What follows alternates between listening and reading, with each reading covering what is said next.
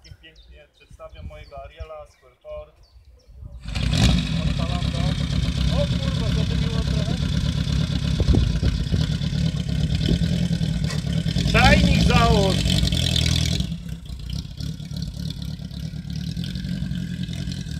Ariel ten ma dwie funkcje. Jedna to jest buć podwodna, ona. Ja będę tutaj do was gadał teraz.